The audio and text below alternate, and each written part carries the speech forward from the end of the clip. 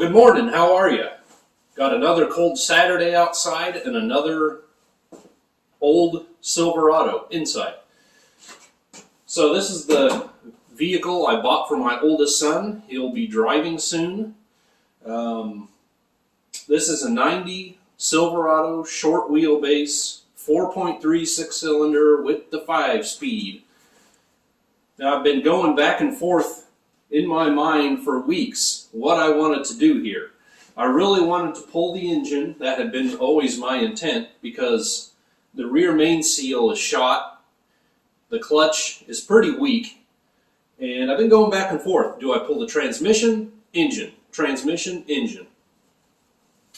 And in the end, I think I'm going to pull the engine. That'll just give me a chance to go through everything.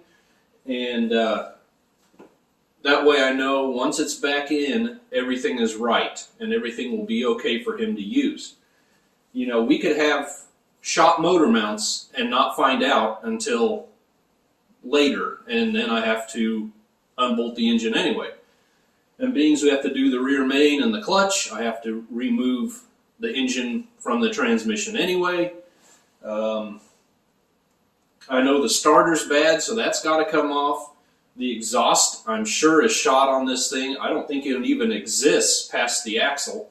So, you know, there's just a lot of things we have to do anyway, so I might as well just pull the engine, put it on the stand, go through it, clean it up, make it look pretty, and then once it's back in, we know it's going to work for him.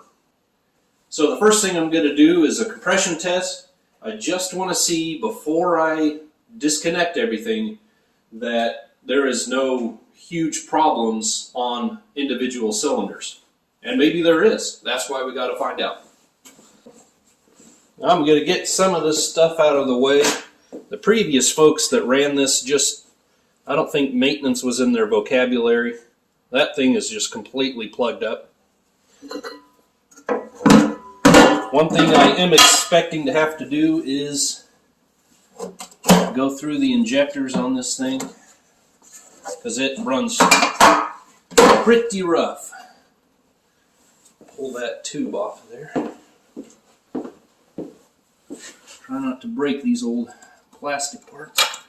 Well, come on out of there. You see, you don't want to...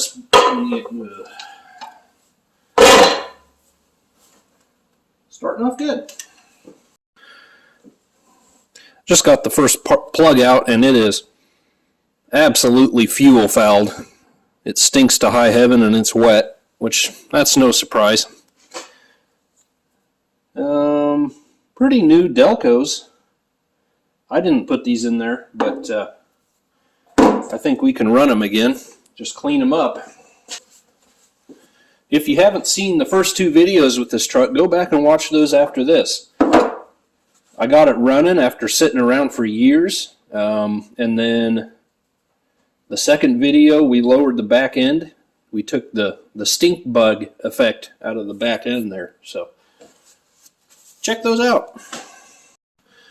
Okay, if my starter behaves long enough to get through these, we'll try it out.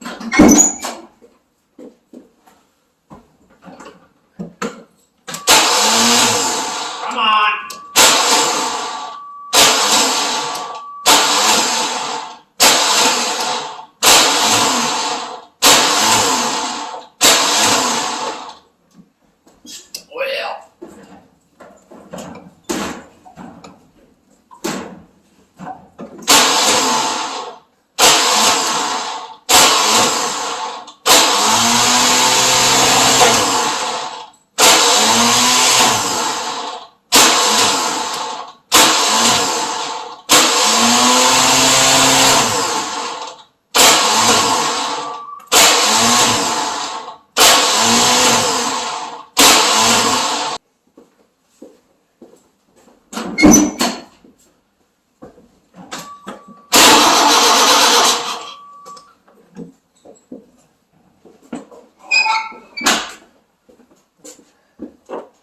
'93.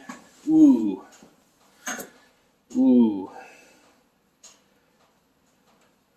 It is cold and it hasn't gotten run much, but I don't think Come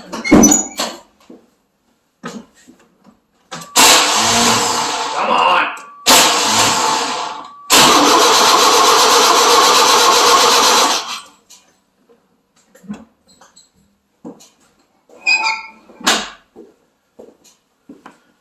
$99. Well, we're just going to have to compare it.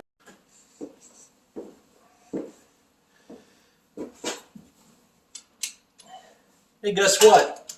Spark plug boot on number 6 here wasn't even on the plug. We've been running it with 5 wires. Well, it's been sitting in the yard. It hasn't been running, but that may have contributed to the poor performance. I'll get this last one checked and then I'll show you the results. Yep. Get in there. Oh, that can just be a hard thing to do, you know it? Okay. Turn. Yeah. Yeah. No. Okay.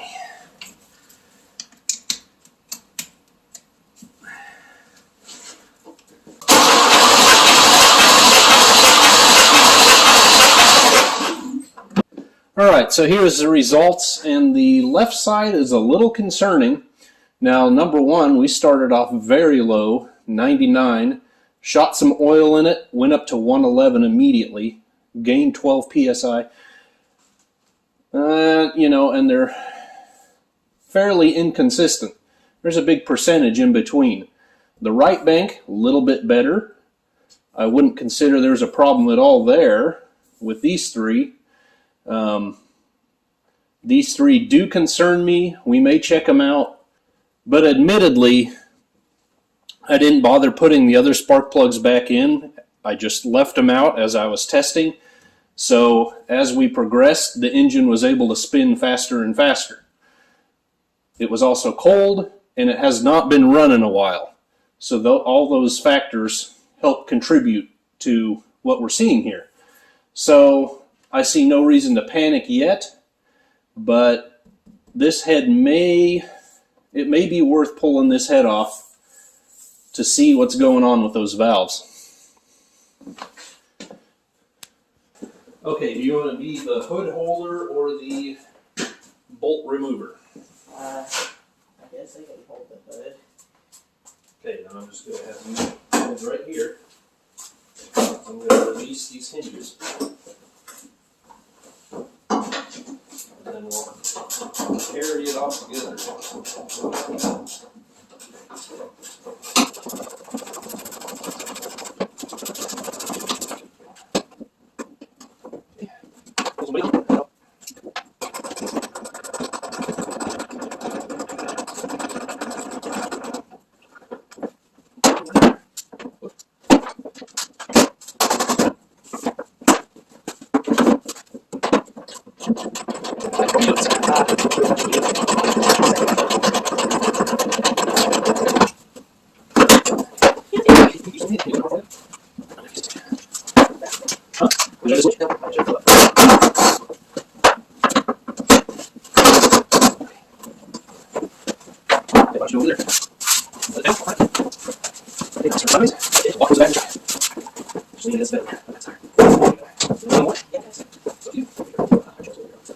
He just informed me that while Mom was gone to town, they were supposed to do some chores, and he forgot to oversee the doing of the chores, and so everyone's in trouble.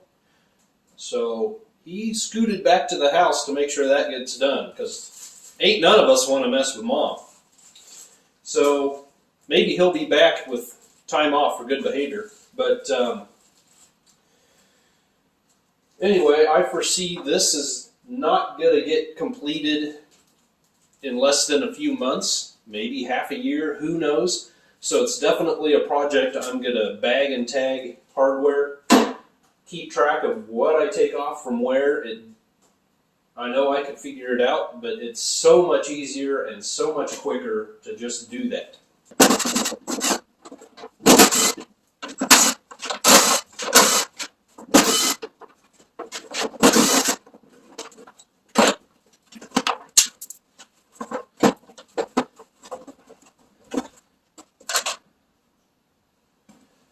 they have Pennzoil 1030 written on here.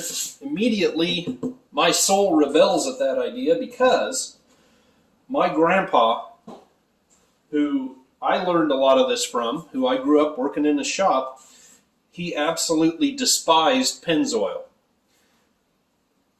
Is there an old-time reason for that? As far as I know, it's just as good as anything else, but I never used it because he always claimed that when you opened up the engine on a car that used Pennzoil, the lifter valley and under the valve covers would all be full of that sludge and carbon buildup, and that was all due to Pennzoil.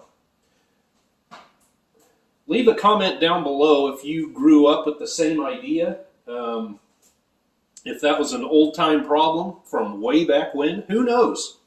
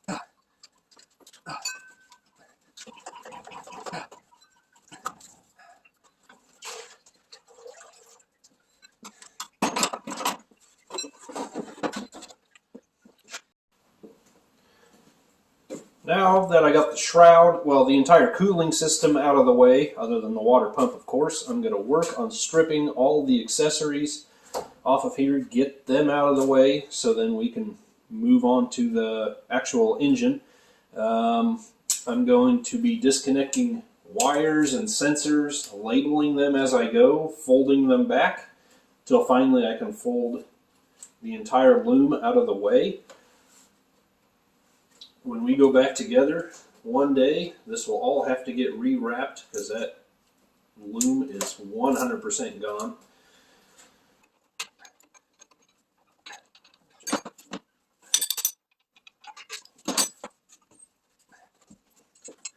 Now, if for some very strange reason you want to watch a guy remove and replace one of these power steering units on one of these trucks, go back a couple videos on my channel until you see Andre the Giant. That'll get you what you want. I put that one off for years because I didn't want to do this part of it. Now, second weekend in a row, and here I am. Makes you think. Well, quick little update here. I've got pretty much the front, probably as far as I'm going to go. I don't think I need to bother with the water pump. I've got so much room here. But just pulling back the wiring. This bracket that these sensors are on is broken on the rear leg. So that's just been flopping around, which is nice. I'm going to get that off the coil, wires, cap, mark the distributor, pull that out. Just keep taking all the little hundreds of little things that need to come off. The smog pump was a doozy to get off. The AC pump the compressor did not want to come off. Not sure what's going on with that. That still has the old R22 in it, so that'll need to be converted if we want to run AC, which he would appreciate if possible, I'm sure. Yeah, I'm going to keep going here. All these boring little details.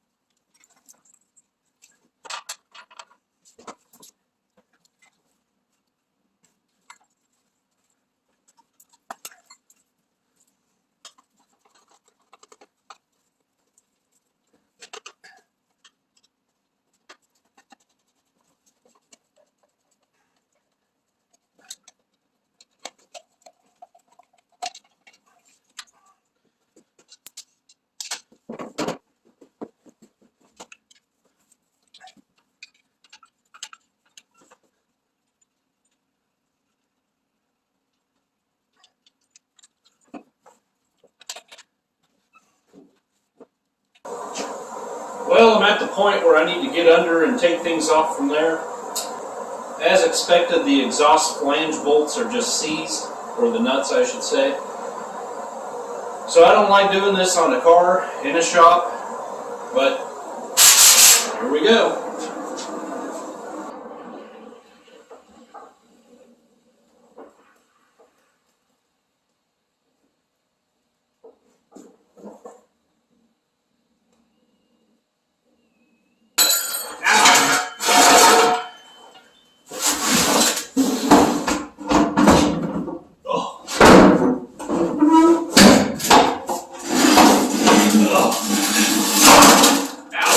Out, baby, out!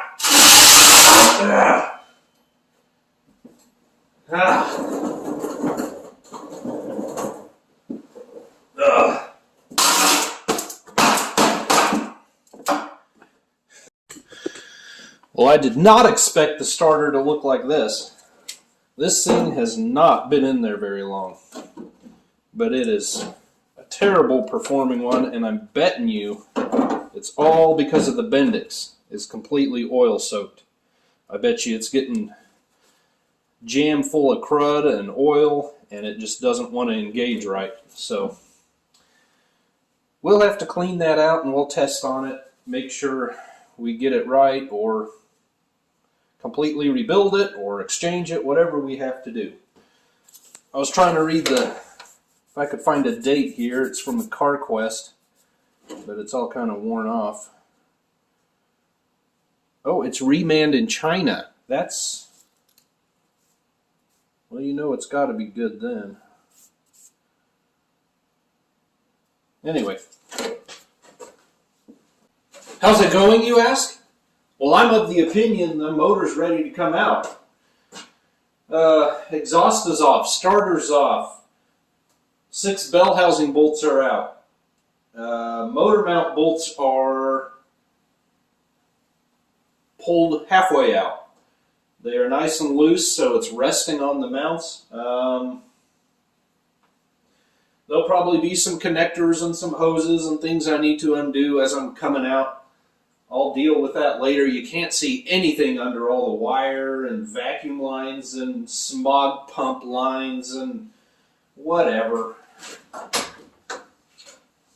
You pull hard enough, it'll come out. I don't know.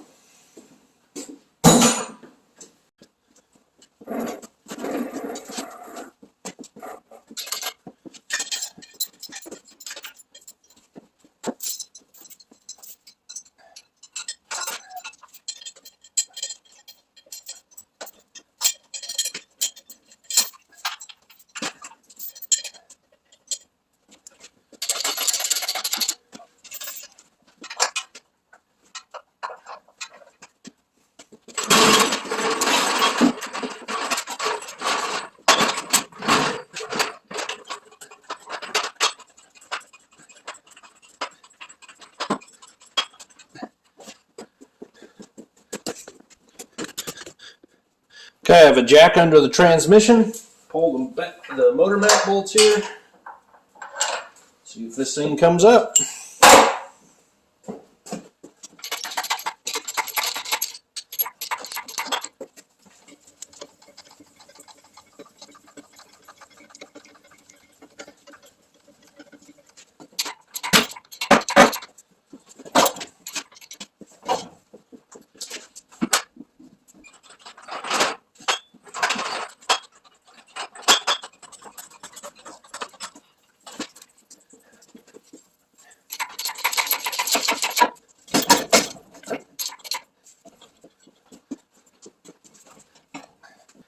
motor and tranny are having a hard time letting go.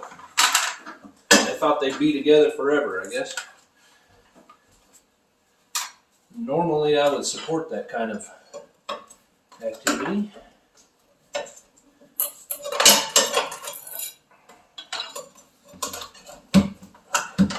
Come on.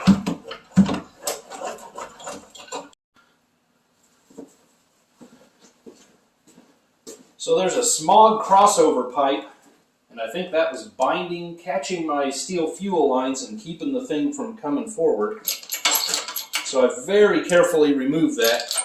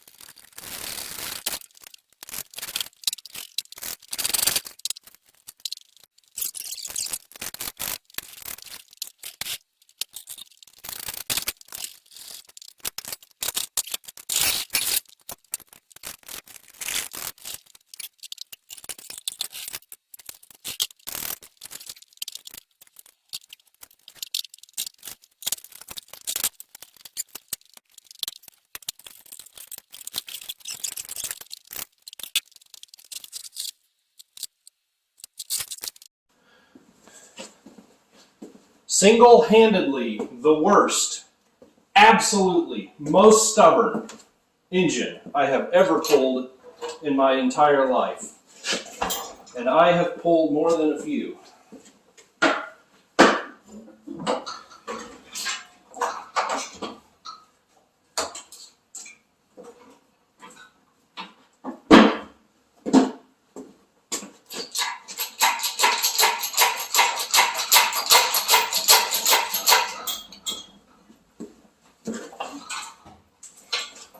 Might still have a wire here somewhere. Oh, what's that? Brake line again.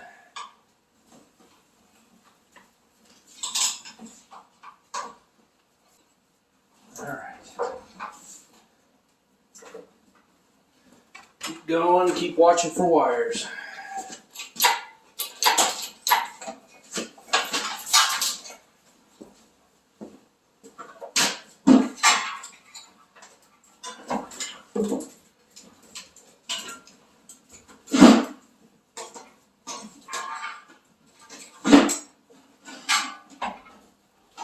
Fuel line, looks like I've got a temp sender or something here. That's ridiculous. Okay. Oh.